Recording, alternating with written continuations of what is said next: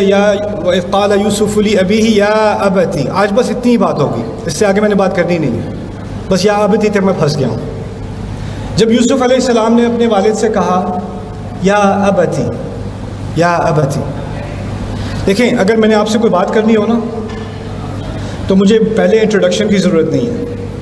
اگر مجھے اپنے بیٹے سے کہنا ہو پانی لا دو، میں اس کو کہوں پانی لا دو، مجھے یہ اضافہ کرنے کی ضرورت نہیں ہے بیٹا پانی لا دو، اس کی یہ منادہ کی ضرورت نہیں ہے، ویسے بھی کلام ہو جاتا ہے۔ جیسے ٹیچر سب سے کہتا ہے کھڑے ہو جاؤ، یہ نہیں کہتا اسٹوڈنٹس کھڑے ہو جاؤ، وہ اسٹوڈنٹس کہنے کی ضرورت نہیں ہے۔ لیکن یہاں ہمیں پتہ ہے قرآن میں کوئی چیز ایکسٹرا ہوتی ہی نہیں، ہر چیز کا مقصد ہوتا ہے۔ بچہ اپنے والد کے پاس آ رہا ہے اور اپنے والد کے پاس آ کے یہ بھی نہیں کہتا یا ابھی، میرے ابا، ڈیڈ، یہ نہیں کہتا، کہتا ہے یا ابتی۔ اتا، امام راضی اور مفسرین نے اس کی طرف اشارہ کیا ہے کہ اتا تشیر الی الحب والاکرام، یعنی اردو میں تو بہت ہی زیادہ محاورے والا ترجمہ ہوگا۔ کسی نے مجھے کہا پچھلے 2-3 دنوں میں انہوں نے کہا میں نے آپ کی اردو کا لیکچر سنا تھا، آپ اپنی امی سے بات کر رہے تھے، لگ رہا تھا کوئی پرانے زمانے کے نواب بول رہے ہیں۔ میں نے پرانی اردو ہی سیکھی ہے، میں کیا کروں، جو آتی ہے وہی بولوں گا، لیکن خیر میں چاہتا ہوں کہ آپ عام زبان میں اس بات کو سمجھ لیں۔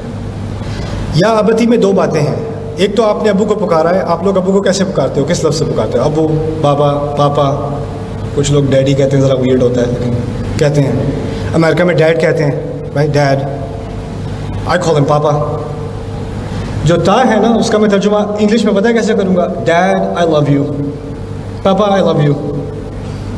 محبت کا بھی تو ترجمہ کرنا ہی پڑے گا نا، تا تو ہے وہاں پر۔ تو اردو میں آپ کرو گے ترجمہ میرے پیارے ابا جان، لیکن وہ تو لگتا ہے جیسے خط لکھا ہوا ہے کسی نے۔ آپ گھر پہ ایسی بات نہیں کرتے، گھر میں ابو کے ساتھ بیٹھ کے میرے پیارے ابا جان کہ تمہیں کیا ہو گیا ہے۔ لیکن یہ بات ہمیں ذرا رک کے سوچنی پڑے گی کہ ایک بچہ جو اپنے ابو سے بات کرنے لگا ہے، بات کرنے سے پہلے کہتا ہے ابو مجھے آپ سے بہت پیار ہے، اس کے بعد بات کرنے لگا ہے۔ اور یہ پہلا درس ہے قرآن کا رسول کے لیے صلی اللہ علیہ وسلم، اس کے بعد ہمارے لیے جو اس صورت میں نازل ہوا ہے۔ ابھی آگے جانے سے پہلے میں نے کہا تھا نا تدبر کیا ہوتا ہے، اس کے پیچھے کیا ہے، تو اس پہ بھی تھوڑا سا تدبر کر لیتے ہیں، اس کے پیچھے کیا ہے۔ آج کل ٹک ٹاک، اسنیپ چیٹ، انسٹاگرام، ان تمام پر چھوٹی چھوٹی ویڈیوز آتی ہیں، وائرل ہو جاتی ہیں۔ ایک دفعہ میں نے ایک ویڈیو دیکھی، ایک بچہ چھوٹا سا ہے، بڑی مرچ مسالے والی گالیاں دے رہا ہے، 2 سال کا بچہ۔ It's a viral video, 20-30 million لوگ اس کو واچ کر رہے ہیں، ہنس رہے ہیں، شیئر کر رہے ہیں، اس کو بڑا فنی سوچ رہے ہیں۔ مجھے تو بڑی ڈسٹربنگ لگی یہ چیز کہ ایک چھوٹا سا بچہ ایسے گالیاں دے رہا ہے۔ سوال یہ پیدا ہوتا ہے کہ اس نے وہ گالیاں سیکھی کہاں سے، دے تو وہ رہا ہے، اس کو ملی کہاں سے، اس کی زبان پر آئیں کیسے، اس نے کہاں سے لی ہیں، آپ بتاؤ؟ سارے بڑوں سے، اپنے والدین سے لی ہے، اپنے بڑے بھائی سے لی ہے، جو بڑے اس کے گھر میں ہیں، جو چیز وہ سنتا ہے اسی کو وہ ریکارڈ کرتا ہے، پھر اسی کو ری پلے کرتا ہے۔ بچے تو آئینہ ہوتے ہیں، وہ جو ان کے سامنے آئے گا اسی کی ریفلیکشن وہ بن جائیں گے۔ تو جب یوسف علیہ السلام نے اپنے ابو سے کہا ہے یا ابتی، محبت کا اظہار کیا ہے، تو ان کو کہاں سے ملا یہ؟ ایک بچے کو کہاں سے یہ شعور آئے گا کہ اس نے اپنے باپ سے بات کرنی ہے، تو بات کرنے سے پہلے یہ کہے ابا جان میں آپ سے محبت کرتا ہوں، اب ایک بات کرنی ہے۔ یہ صرف ایک آئینے کا نتیجہ ہے، یعنی ابو بار بار کہتے ہیں بیٹا آئی لو یو، ادھر آؤ ذرا میرے ساتھ بیٹھ جاؤ، بیٹا آئی لو یو، پانی پی لو، بیٹا آئی لو یو، اندر آؤ، باہر نہیں جاؤ، باہر زیادہ سردی ہو گئی ہے، بیٹا آئی لو یو، چلو نماز پڑھتے ہیں۔ ہر بار محبت کا اظہار کس سے سنتا ہے وہ بچہ؟ باپ سے سنتا ہے، اور باپ سے سن کے اس کو اب عادت پڑ گئی ہے کہ جو بھی بات کرنی ہوتی ہے تو کیا کہتے ہیں، پہلے محبت کا اظہار کرتے ہیں الفاظ سے، یا ابتی۔ میں نے یہ سیمینار اس موضوع پر میں نے دنیا کے بہت سارے مختلف جگہوں پر یہ مضمون چھیڑا، اور میں نے ایکسپیریمنٹ کے طور پہ اپنے ینگ نوجوان لڑکوں سے پوچھا، بیلجیم میں، امریکہ میں، کینیڈا میں، پھر یہ ملیشیا میں نے آڈینس سے پوچھا آپ میں سے کتنے ہو جو ساری عمر جب آپ چھوٹے تھے تو آپ سنتے آئے ہو اپنے ابو سے کہ وہ آپ سے کتنی محبت کرتے ہیں؟ بیٹا آئی لو یو، بیٹا آئی لو یو، بیٹا آئی لو یو، بیٹا بڑا پیار کرتا ہوں تم سے، بیٹا مجھے بہت پیارا ہے. ہاتھ اٹھا لیں. کچھ نظر آ رہا ہے پیچھے ذرا دیکھنا. 1 2. قرآن یہ بات سکھا رہا ہے کہ محبت کا اظہار الفاظ کے ذریعے بہت ضروری ہے. ہماری تو بیٹیاں بھی نہیں سنتی شاید. بیٹیاں بیٹا آئی لو یو، بیٹا آئی لو یو، بیٹا I love. Oh my god, we're a loveless society. میں نے اپنی بہن سے بھی پوچھا، میرے ماں پاپا یہاں بیٹھے ہیں، کہ پاپا used to say I love you. She goes, no, that's weird. There is love، محبت ہے تو، لیکن ہم کہتے نہیں ہیں. تو اگر کہتے نہیں ہیں تو پھر ظاہر ہے کسی اور طریقے سے کمیونیکیٹ ہوتی ہوگی محبت.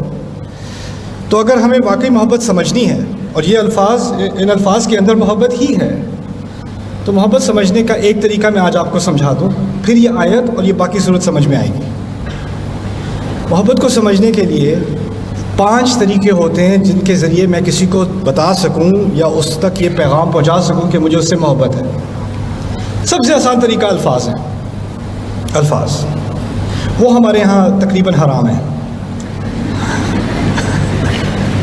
ہمارے کلچر میں محبت والے الفاظ جب ہوتے ہیں تو وہ خطرناک معلوم ہوتے ہیں. اگر شوہر بیوی کو کال کر کے کہے بیگم آئی لو یو، وہ کہ کیا ہوا ہے؟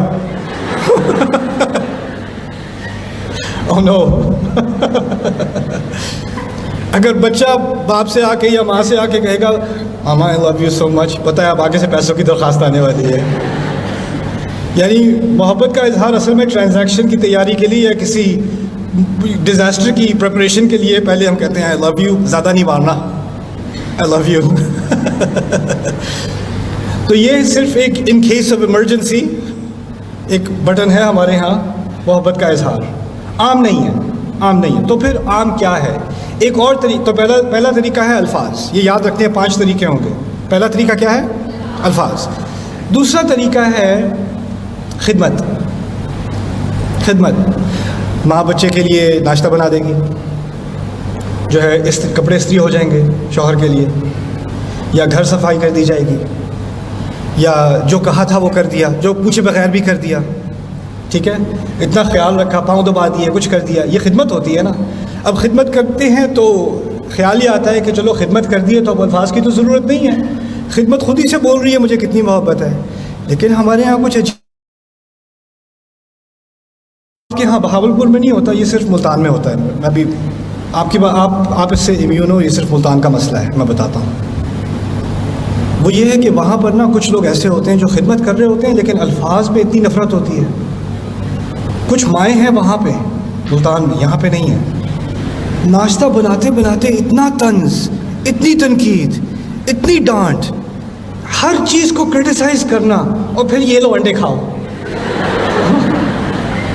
کوئی جا کے ملتان والوں کو سمجھائے یہ نہ کیا کرے. یعنی خدمت میں کیا ہے؟ محبت کا اظہار ہے. اسی وقت بیک وقت الفاظ میں کیا ہے؟ یہ تو دے ہیٹ می، یہ مجھے کیوں اتنی تکلیف دیتے ہیں، کیوں ہمیشہ میرے اوپر طنز کرتے ہیں، یا مجھے کرٹیسائز کرتے ہیں، یا میرا مذاق اڑاتے ہیں، یا مجھے کسی اور کے ساتھ کمپیئر کرتے ہیں، مجھے ہمیشہ نچلا کرتے ہیں، لیکن کپڑے بڑے اچھے استری کرتے ہیں. سروس بھی ہو رہی ہے، خدمت بھی ہو رہی ہے، اور الفاظ بھی اس کے متضاد جا رہے ہیں. اصل محبت میں شاید دونوں کی ضرورت ہو، الفاظ بھی پیارے ہوں اور خدمت بھی ہو ساتھ. ٹھیک ہے نا؟ تو یہ 2 ہو گئے. میں نے کتنے کہا تھا؟ کتنے ہوں گے؟ 5. اچھا، اچھی بات ہے، اب سمجھ میں آئی بات. تیسری چیز تحفے. تحفے وہ نہیں ہوتے جو مانگے جاتے ہیں. تحفے وہ ہوتے ہیں جو کسی کے مانگے بغیر، کسی کی توقع کے بغیر آپ نے دے دیا. Water, it's very nice, thank you. Okay. تحفے اب ہوتا کیا ہے کہ کچھ لوگ نہ کہتے ہیں نہ میں نے خدمت کرنی ہے، نہ میں نے محبت کے الفاظ استعمال کرنے ہیں. میری محبت کا سب سے بڑا ثبوت کیا ہے؟ تحفے. میں نے فیس بھر دی، میں نے گاڑی میں پیٹرول ڈال دیا، میں نے اس ریسٹورانٹ پہ میں لے کے گیا تھا، میں نے یہ کیا، میں نے وہ کیا، میں نے یہ تحفہ دیا, میں نے یہ ٹرپ کیا, میں نے نئے کپڑے عید پہ لے کے دیے, میں نے یہ کچھ کیا. جو تحفے کیے ہیں وہی تحفے کافی ہیں. اور جب کوئی جھگڑا ہوتا ہے تو آپ تو لگتا ہے مجھ سے محبت ہی نہیں کرتا. اچھا محبت نہیں کرتا تو وہ کس نے پے کیا تھا, وہ کس نے کیا تھا, وہ کس نے کیا تھا. تحفوں کی لسٹ بنی ہوتی ہے نا, تو وہ ثبوت ہوتا ہے کہ میں کتنا پیار کرتا ہوں. اب تحفے دے دیے تو جو الفاظ استعمال کرنے ہیں کرو, جتنے تکلیف دینے والے استعمال کرنے ہیں, کھلی اجازت ہے اب. اور خدمت کی تو اب کوئی ضرورت نہیں ہے کیونکہ تحفے ہیں, وہ باقی چیزوں کے لیے کمپنسیٹ کر دیتے ہیں. تو ہوتا کیا ہے, کبھی کبھار کوئی صرف الفاظ کو پکڑ کے نہ اس کو خدمت کا خیال ہوتا ہے نہ تحفوں کا خیال ہوتا ہے. کوئی خدمت کو پکڑ لیتا ہے, نہ اس کو تحفوں کا خیال ہے نہ الفاظ کا خیال ہے. کسی کو تحفوں کا خیال ہے, نہ اس نے خدمت کرنی ہے نہ الفاظ کرنے. ہر ایک نے ایک ایک چیز پکڑی ہوئی ہے. لیکن محبت میں اس تمام چیزیں نیچرلی آتی ہیں نا تینوں. اب ایک چوتھی چیز بھی آ گئی, وہ ہے آپ نے گلے لگا لیا, آپ نے ماتھا چوم لیا, آپ نے ہاتھ پکڑ لیا. اس کو انگلش میں تو ہم کہیں گے فزیکل افیکشن, یعنی محبت کا اظہار. کم گیو می اے ہگ, میرے ساتھ آ کے بیٹھو, مجھے اپنا ہاتھ دو, میں تمہارا ہاتھ چوموں, میں تمہارا ماتھا چوموں. یہ سب چیزیں بھی انسان کے لیے ضروری ہوتی ہیں. الجزائر کا میرا ایک دوست تھا, اس کے ساتھ میں ایک جگہ جا رہا تھا تو بچہ رو رہا تھا, اس کا نا بہت زور سے رو رہا تھا. تو میں نے کہا اٹھا لو اسے. کہتا نہیں ہم نہیں اٹھاتے. کہتا ہمارا ایک رول ہے کہ اگر بچے کو اٹھاؤ گے نا تو اگلی دفعہ وہ اور زور سے روئے گا, تو اس کو رونے دو, اس کے سسٹم میں سے یہ ساری چیز نکلنے دو, ورنہ ساری زندگی اٹھاتے رہو گے. ٹھیک ہے, تو اس کو پڑے رہنے دو. یعنی ان کے یہاں ہے کہ اس رول کے ذریعے انہوں نے بچے کو سکھا دیا کہ ماں باپ نے مجھے اٹھا کر, گلے لگا کر, تسلی دے کر, محبت دے کر, مجھے یہ کمفرٹ اپنے پیرنٹس سے نہیں ملنی, یہ ملنی ہی نہیں مجھے. اور ان کا یہ فارمولا یہ ہے کہ اس طرح وہ چیخے چلائے گا کم یا روئے گا نہیں. آپ کو کیا لگتا ہے کہ جس بچے کو شروع میں محبت سے گلے نہ لگایا گیا ہو, جس کو نہ اٹھایا گیا ہو, وہ آگے جا کر اس کی شخصیت پہ اس کا اثر ہوگا کہ نہیں؟ کیا لگتا ہے آپ کو؟ ہوگا تو صحیح, ہوگا تو صحیح. دیکھیں, جس کو پتہ ہی نہیں کبھی کہ محبت کے الفاظ استعمال کیسے کرتے ہیں, خدمت کیا چیز ہوتی ہے, جس نے کبھی اپنی زندگی میں دیکھا ہی نہیں تحفے کیا ہوتے ہیں اور تحفوں کا صحیح استعمال کیا ہوتا ہے, جس نے کبھی گلے لگانا اور یہ چیزیں کرنا اس نے کبھی ایکسپیرینس ہی نہیں کیا, آگے جا کے جب اس کی شادی ہوگی, اس کے بچے ہوں گے, تو اس کی بیوی یا اس کا شوہر بیوی یہ بھی فیل کریں گے یہ تو مجھے لگتا ہے محبت ہی نہیں کرتے, یہ ہر چیز سے انکمفرٹیبل ہو جاتے ہیں, یہ تو مجھ سے ذرا دور ہو کے رہتے ہیں, کیونکہ جیسے ان کے لیے کوئی آکورڈ سی چیز ہے. یہ تو چیزیں نیچرل ہونی چاہیے, طبیعی ہونی چاہیے, لیکن یہ ہے ہی نہیں ان کے اندر. گھر کے اندر ایک عجیب ماحول بن جاتا ہے, ایک ڈپریسنگ ماحول بن جاتا ہے, کیونکہ وہ یہ چوتھی چیز اس گھر میں نہیں ہے. تو 4 چیزیں بتائی تھیں ابھی تک, ذرا مجھے یاد دلانا کیا تھی؟ الفاظ. کیا اجماع نہیں ہے امت میں؟ کیا ہو رہا ہے یہ؟ خدمت. تیسری چیز کیا تھی؟ تحفے. چوتھی فزیکل افیکشن. پانچویں چیز میں نے ایجاد کی, اپنی طرف سے بنائی ہے, بدعت ہے میری. ایک قرآن سے لے کر, بلکہ انہی آیات سے لے کر, اس کو سمجھنے کے لیے میں آپ کو پہلے ایک مثال دیتا ہوں. فرض کریں آپ کی باجی ہیں اور آپ کا جاب انٹرویو ہوا, اب وہ آپ کا انٹرویو اچھا گیا, اب وہ جاب آفر آپ کو کر رہے ہیں اور آپ مشورہ لینا چاہ رہے ہیں اپنی باجی سے. باجی کے پاس آپ آئے, باجی ذرا ضروری بات کرنی ہے, وہ انٹرویو جو ہے وہ ہو گیا ہے, جاب وہ آفر کر رہے ہیں. باجی آپ کی یہ کرنی ہے, ہاں پھر کیا ہوا؟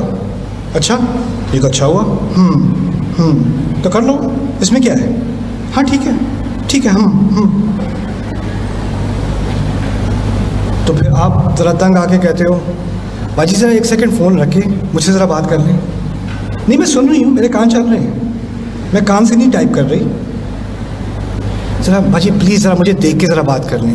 تو باجی ایسے فون, بتاؤ.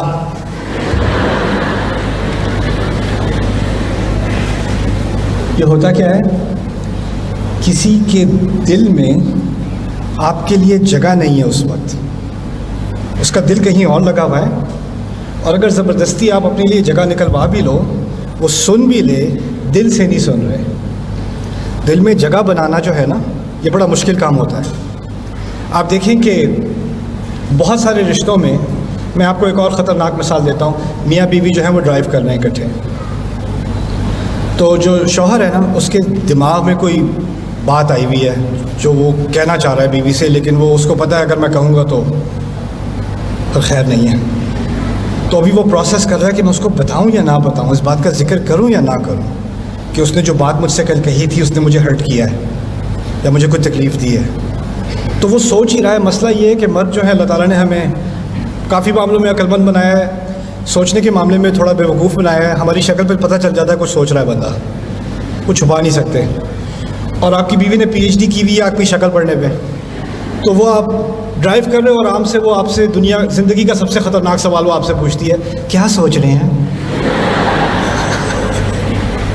اگر آپ کی بیوی آپ سے پوچھ لے کیا سوچ رہے ہو, اوف ملک الموت, اس وقت اب کہیں سے پھر آپ سوچتے ہو کوئی اور جواب دے دو یار, بچت ہے, کچھ اچھا نہیں کام پہ آج کل بہت پریشر ہوا ہوا ہے اس کے بارے میں سوچ رہا تھا, ہو بچت ہو گئی شکر ہے. لیکن پھر وہ کہتی ہے نہیں مجھے پتا ہے کوئی اور بات ہے. او ہو آپ بتا دیں. دیکھیں اللہ نے قرآن میں کہا ہے کہ آپ میرا لباس ہیں اور میں آپ کا لباس ہوں. آپ اس رشتے کو اللہ نے تسکین کے لیے, سکون کے لیے بنایا ہے. لِتَسْكُنُوا إِلَيْهَا, اس کو ساری آیات بھی یاد ہیں بیوی کو, پریکٹس کر کے آئی ہے وہ کہتی ہے کہ دیکھیں اگر آپ مجھ پہ ٹرسٹ نہیں کر سکتے, آپ مجھ سے ہر چیز شیئر نہیں کر سکتے اور میں آپ سے ہر چیز شیئر نہیں کر سکتی, تو پھر اس رشتے کا فائدہ ہی کیا؟ اس کی تو بنیاد ہی یہ ہے کہ آپ مجھے دل کی کوئی بھی بات بتا سکتے ہو, میں سننے کو تیار ہوں, میں سنوں گی, میں آپ کے لیے سیف ہوں. مجھ سے زیادہ آپ کی بات کی حفاظت, آپ کے دل کی حفاظت کون کرے گا, اور آپ سے زیادہ میرے دل کی حفاظت کون کریں گے؟ اس نے بیوی نے آپ کو بڑی زبردست تقریر کی, اور اس تقریر کے جوش میں آ کے آپ نے کہا ہاں ٹھیک ہے میں بتا ہی دیتا ہوں. تو پھر ہمت کر کے آپ نے منہ کھول لیا اور بتا دیا کہ اصل میں بات یہ ہے کہ پچھلے ہفتے جو ہوا تھا نا اس کے بارے میں سوچ رہا تھا یہ وہ. تو آپ نے وہ بات کر دی جو بھی بات تھی. اب آپ کیونکہ ڈرائیو کر رہے ہو, آپ کی نظریں سڑک پر ہیں, آپ کو نہیں پتا وہاں شکل پہ کیا ہو رہا ہے, تو آپ ریئر ویو میں چیک کر کے دیکھنا چاہ رہے ہو کہ ابھی ٹیمپریچر بدلا کہ نہیں. تو 2-3 منٹ کی خاموشی کے بعد وہاں سے آواز آتی ہے, یہ بات تھی آپ کے دل میں, اس طرح سوچتے ہیں آپ, مجھے تو پتہ ہی نہیں تھا کہ آپ ایسا کریں. میں نے نہیں جانا, واپس گھر لے جائیں مجھے, آپ اکیلے جائیں, مجھے نہیں بات کرنی.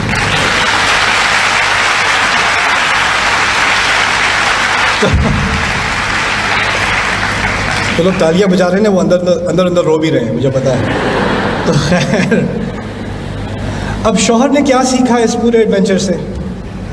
اس نے سیکھا یہ کہ جب اس نے مجھ سے وعدہ کیا تھا کہ اس کے دل میں میری بات کی جگہ ہے اور وہ اس کو سنے گی, لیکن اس کی وجہ سے وہ ڈیفینسو نہیں ہوگی, وہ اس کو یہ نہیں سمجھے گی کہ میں اس پہ حملہ کر رہا ہوں, اس کو سمجھنے کی کوشش کرے گی اور وہ میرے نقطۂ نظر سے بات کو سمجھنے کی کوشش کرے گی. اس کو رأفہ کہتے ہیں عربی میں, رأفہ, انگلش میں اس کو کہتے ہیں empathy, to understand something from someone else's point of view. رسول صلی اللہ علیہ وسلم کی بڑی بڑی نشانیوں میں سے, ان کی بڑی خصوصیات میں سے ہے بالمؤمنین رؤوف الرحیم. رأفہ جو ہے اگر آپ کے گھر میں نہیں ہے تو ہم کہتے ہیں ہمیں سنت کا بڑا اہتمام ہے, اتنی عظیم سنت ہے ہمارے نبی کی علیہ الصلوۃ والسلام رأفہ, کہ وہ رؤوف تھے, یعنی وہ کسی اور کی تکلیف کو اس کے نقطۂ نظر سے سمجھنے کے لیے تیار تھے. یعنی اچھا آپ کو یہ برا لگا تو مجھے یہ برا لگا تھا, اچھا یہ جو آپ نے کیا ہے نا یہ تو کچھ بھی نہیں ہے اس مقابلے میں جو آپ نے میرے ساتھ کیا ہے. پھر وہ ایک ٹیبل ٹینس میچ شروع ہو جاتا ہے نا, پھر وہاں سے فائرنگ, پھر یہاں سے فائرنگ, پھر وہاں سے فائرنگ. اب جب اس بیوی کو برا لگا اور اس نے وہ بات کہہ دی, وہ پہلے تو کہہ رہی تھی آپ مجھے کچھ بھی بتا سکتے ہیں, پھر پتہ چلا کہ اس کے دل میں اس بات کو برداشت کرنے کی صلاحیت نہیں ہے.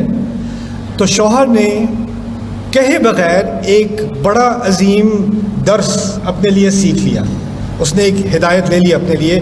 میری بیوی کچھ چیزوں کے بارے میں اس کے دل میں میرے لیے جگہ نہیں ہے, وہ باتیں میں اس سے آئندہ نہیں کروں گا, کیونکہ اگر کروں گا تو یہ ہوگا یا اس سے زیادہ ہوگا.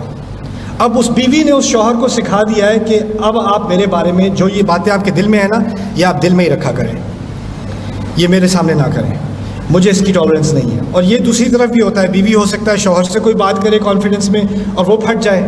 اب بیوی بھی سیکھ کیا رہی ہے, ان کو تو میری بات سننے کا کوئی صبر ہے ہی نہیں, وہ تو اس کے لیے تیار ہے ہی نہیں کہ میری بات کو وہ سن سکیں, دل سے سن سکیں. یہاں صرف غور سے سننے والی بات نہیں ہو رہی, دل میں جو جگہ بنائی جاتی ہے نا، غور سے سننا تو آسان ہے، ابھی آپ میرے لیے غور سے سن رہے ہو، یہ تو آسان ہے. طالب علم کلاس میں بیٹھا غور سے بات سن رہا ہوتا ہے. دل میں کسی کی بات کے لیے جگہ بنانا بہت مشکل کام ہوتا ہے، کیونکہ اس میں شاید آپ کو اپنی انا پر بھی کوئی دھبا لگے، کوئی ہٹ لگے کہ اس میں تو میری تنقید بھی ہے. تو یہ جب جگہ نہیں بنتی نا، اور شوہر سیکھ جاتا ہے کہ میری بیوی کے دل میں اس کے لیے جگہ نہیں ہے، تو انسان کا مسئلہ یہ ہے کہ جو دل کی بات ہوتی ہے اس نے کسی نہ کسی سے کرنی ہوتی ہے، کرنی تو ہے اس نے. اب وہ شاید جا کے اپنی ماں سے کرے گا، یا باپ سے کرے گا، یا دوست سے کرے گا، لیکن شیطان اس موقع کا فائدہ اٹھا کے کہتا ہے کسی ایسے شخص سے کرو جس سے حرام کا راستہ کھل جائے. کہیں اور انسٹاگرام پہ کوئی نہ کوئی تو ہوگا جو کہے گا دل کی کشادگی _XX5، میں سننے کو تیار ہوں. اور پھر آپ کسی سے بات کر رہے ہو انسٹاگرام کے اوپر یا فیس بک پہ DM کر رہے ہو، کچھ کر رہے ہو، اور پھر آپ کو لگے گا اس کو تو میری بات سمجھ میں آتی ہے، اس کے تو دل میں بڑی کشادگی ہے، میری فیملی والے تو کچھ سمجھتے ہی نہیں ہیں، ان کو میری بات سمجھ میں آتی ہے. اور پھر آپ اپنے گھر والوں سے بالکل مصنوعی قسم کی بات کرتے ہو، دل کی کوئی بات نہیں کرتے. گھر پہ کیسا دن گزر رہا تھا، کیا ہو رہا تھا، سب ٹھیک، آج کیا ہوا، کچھ بھی نہیں. اس طرح کی سطحی بات کر کے دل کی بات فون پہ ہو رہی ہے، دل کی بات دوستوں سے ہو رہی ہے. آپ نے دیکھا ہوگا بچے آپ کے اگر ہوں جو ٹینیجرز ہیں، کالج اسٹوڈنٹس وغیرہ ہیں، دوستوں سے بات کر رہے ہیں، پھر ماں پوچھے گی کس سے بات کر رہے ہو، کسی سے بھی نہیں، کیا بات کر رہے ہو، کچھ نہیں.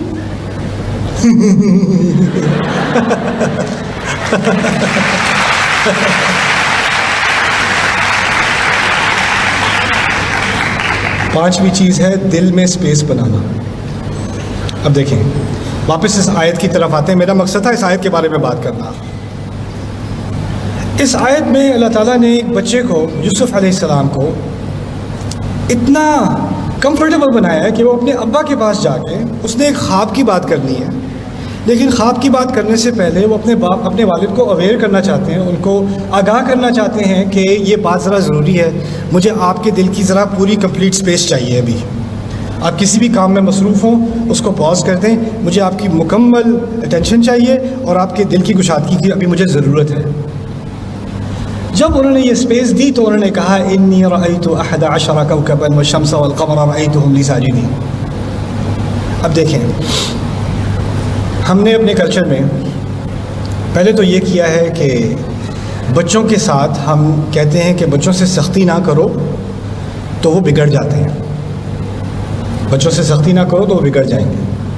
تو کچھ نہ کچھ تو ہونا چاہیے معاملہ. دوسرا یہ کیا ہے کہ بیچارہ جو باپ ہے وہ کام پہ جاتا ہے، پیچھے ماں کو سٹریس لگی ہوئی ہے، وہ برتن بھی صاف کر رہی ہے، گھر کا کام بھی کر رہی ہے، یہ بھی کر رہی ہے، بچہ بھی شور مچا رہا ہے. تو ماں کے پاس اس کے ہتھیاروں میں سے ایک ہتھیار یہ ہوتا ہے تیرے ابا آئیں گے نا تو اس کو بتاؤں گی. تو ابا کو غصہ آتا ہو یا نہ آتا ہو، ابا اس امید میں ہو کہ گھر آؤں گا تو بچوں کو گلے لگاؤں گا، لیکن اس کے گھر آنے سے پہلے ہی بچے کے دماغ میں کیا ہے، ابا جو آ رہے ہیں نا وہ ایکسیکیوشنر آ رہا ہے گھر پہ، پولیس والے پہنچ گئے ہیں، تو اب باپ کو بھی عجیب کہ بچے گلے لگا کے فوراً بھاگ جاتے ہیں، دور رہتے ہیں، ڈرتے رہتے ہیں باپ سے. اور کبھی کبھی ایسے باپ بھی ہوتے ہیں جو اس ڈر کو انجوائے کرتے ہیں. ہاں کیا کیا تھا آج، ورنہ باہر اپنے کالگ سے بات کریں گے، سر کیا حال چال ہے آپ کے، ٹھیک ہے، بالکل ٹھیک ہے، ہاں جی ٹھیک ہے. پھر گھر پہنچے، ہاں کریم کیا کر رہے ہو، ایک ہی بندہ اس کی ساری ٹون بدل جاتی ہے. جو خوبصورت ہدایت اللہ تعالیٰ نے یہاں پر دی ہے نا، اب اس کے اثرات کو سمجھنے. آخری بات ہے میری، پھر میں آپ کے سوال لوں گا انشاءاللہ. 5 جو محبت دکھانے کے طریقے ہیں، اس میں سے جو 5واں ہے نا، وہ اگر نہ ہو تو باقی کے 4 بیکار ہو جاتے ہیں. یہ سمجھ لینا، باقی کے 4 بالکل بیکار ہو جاتے ہیں. اگر آپ کو اندازہ ہو جائے کہ آپ کی مدر یا آپ کے فادر آپ کی بات سمجھ نہیں سکتے یا اس کو ٹالریٹ وہ کر ہی نہیں سکتے، تو وہ جتنا بھی کہتے رہیں میں بڑی یاد آتی ہوں، بڑی محبت ہے تمہیں، جتنے بھی تحفے دے دیں، جتنی بھی خدمت کر لیں، جتنے بھی گلے لگا لیں، ایک بہت بڑی کمی رہے گی. اصل محبت اس انسان سے ہوتی ہے جس کے دل میں آپ کے لیے جگہ ہے، جس کے دل میں جگہ ہے. پھر ان باقی چیزوں کے پیچھے کچھ معنی بھی ہوتا ہے، ورنہ وہ ساری چیزیں آرٹیفیشل ہو جاتی ہیں، چاروں کی چاروں ہوں. ہماری کتنی ساری فیملیز میں تحفے بھی دیے جا رہے ہیں, گلے بھی لگائے جا رہے ہیں, خدمتیں بھی کی جا رہی ہیں, لیکن دل میں محبت کا احساس نہیں ہوتا. کتنے لڑکے لڑکیاں مجھے آ کے کہتے ہیں مجھے تو لگتا ہے میری فیملی مجھ سے پیار ہی نہیں کرتی, مجھے تو بوجھ سمجھا ہوا ہے, میں تو بس ڈس اپوائنٹمنٹ ہوں, میرے ابو کبھی مجھ سے خوشی نہیں ہوتے. جب بھی بات کرتے ہیں تو اس کی چیز کی بات کرتے ہیں کہ جو میری ناکامیاں ہیں اسی کا ذکر کرتے ہیں, میری کسی کامیابی پہ خوش نہیں ہوتے. Nothing is ever good enough. تو ہم نے ایک ایسی انوائرمنٹ بنا دی ہے اپنے گھروں میں. اب اس کا اثر کیا ہوگا یہ سمجھ لیں. یوسف علیہ السلام بچپن کی عمر میں ان کے ایک ہی ان کے اوپر جو مربی تھے, ان کے جو ان کی تربیت کر سکتے تھے, جو ان کی اصلاح کر سکتے تھے, وہ ان کے والد صاحب ہیں. اللہ تعالیٰ نے اس بچے کو ایسے ہولناک احوال سے گزارا ہے. اس کے اپنے بھائی اس کو مار مار کے کنویں میں پھینک رہے ہیں. کوئی غیر اس کو نکال کے رحم کرنے کے بجائے اس کو بوریوں کے تلے چھپا کے اس کو بچوں کے بازار میں لے کے جا رہے ہیں جہاں بھیڑ بکریاں بیچتے ہیں, اور انہیں کی طرح ان سے برتاؤ کیا جاتا ہے. پھر وہ کسی اور ملک میں پہنچ جاتا ہے یہ بچہ, جہاں جس کی زبان بھی اس کو نہیں آتی, اور وہاں اب نہ اس کو کبھی اپنے ابو سے کوئی تعلق نہیں رہا, اپنی امی سے نہیں رہا, فیملی سے کٹ چکا ہے. کتنا ٹراما ہے اس بچے کے دل کے اوپر, کتنی مشکلوں سے. اور پھر اس کی تقریباً پوری نوجوانی جیل کے اندر گزری ہے, تقریباً پوری جوانی. سوال یہ پیدا ہوتا ہے کہ وہ کون سا اثر تھا, وہ کون سی ایک چیز تھی جو یوسف علیہ السلام کے دل میں ایسی زبردست تھی کہ ان کا ماحول جتنا بھی خراب ہو, جتنا بھی ڈپریسنگ ہو, جتنی بھی مشکلوں میں وہ پڑے, ان پر اس کا اثر نہیں ہوتا, وہ پھر بھی امیدوار رہتے ہیں. ذالک من فضل اللہ علینا, جیل کے اندر کہہ رہے ہیں اللہ تعالیٰ کے فضلوں میں سے ہے ہمارے اوپر. جیل میں بیٹھ کے کون کرتا ہے اللہ کا بڑا کرم ہے, کون کہتا ہے؟ کیسے ان کا یہ آؤٹ لک بنا؟ کیسے یہ بنا؟ ایسے کہ جس باپ نے یہ دروازہ کھولا تھا نا کہ وہ آپ سے محبت کا اظہار 5 طریقے سے, جس کی طرف ہلکا سا اشارہ کر دیا, اور آپ ان سے محبت کا اظہار کر سکتے ہو. ایک دفعہ وہ محبت آ جائے, اس کے بعد جو ہدایت دی جاتی ہے نا, وہ 1-2 الفاظ بھی ہوں, وہ ساری زندگی اس بچے کے ساتھ رہیں گے. اس بچے کو بار بار تقریر کرنے کی ضرورت نہیں ہے. آپ لوگ فیملی میں کہتے ہو, میں تو اپنے بیٹے سے کہتی رہتی ہوں نماز پڑھ نماز پڑھ نماز پڑھ, وہ پڑھتا ہی نہیں. میں تو اتنا کہتی ہوں یہ کرو یہ کرو یہ کرو, وہ کرتے ہی نہیں. میں اپنے بیٹے سے کہتا ہوں, اپنی بیٹی سے کہتی ہوں, اپنے شوہر سے کہتی ہوں, سنتے ہی نہیں. سنتے اس لیے نہیں ہے کہ دروازہ نہیں کھلا ہوا ابھی دل کا, آپ نے اسپیس نہیں بنائی. آپ کو سنوانا ہے, سننا نہیں ہے. اگر سنوانا ہوتا ہے نا تو پھر پہلے سننا پڑتا ہے, اور دل سے سننا پڑتا ہے. یہ چھوٹی سی ہدایت قرآن نے دی ہے, اس سے زندگی بہت خوبصورت ہو سکتی ہے. اور ہو سکتا ہے ہم بھی اس معاملے میں غافل تھے, اس معاملے میں ہم اپنی فیملی میں, اپنی سوسائٹی میں غافل تھے. اور اگر یہ نہیں ہوگا تو کیونکہ ہماری ینگ جنریشن کو بہت ساری مشکلات کا سامنا کرنا ہے نا, بہت سارے پریشرز ہیں ان کے اوپر. اب کیا کرتے ہیں, وہ ان پریشرز کے اندر وہ گر جاتے ہیں, پھسل جاتے ہیں, غلطی ہو جاتی ہے. جب غلطی بھی ہو جاتی ہے دوستوں کو بتا دیں گے, کسی اور کو کسی غیر کو بتا دیں گے, گھر میں کبھی کسی کو نہیں بتائیں گے. کیونکہ گھر میں وہ برداشت نہیں ہے, گھر میں یہ ماحول نہیں ہے کہ اگر گرے ہو بیٹا تو چلو میں تمہیں دوبارہ اٹھا لوں, میں تمہاری مدد کر دوں. وہ رفع کہاں پہ گئی؟ یہ یا ابتی, اتنا چھوٹا سا یا ابتی, اس پہ ہی انسان تدبر کر لے تو شاید پوری زندگی, پوری فیملی کی زندگی, آنے والی نسلوں کی زندگی خوبصورت بن جائے. جزاکم اللہ خیرا, بارک اللہ لی ولکم فی القرآن الحکیم, ونفعنی و ایاکم بالآیات والذکر الحکیم. السلام علیکم و رحمۃ اللہ وبرکاتہ.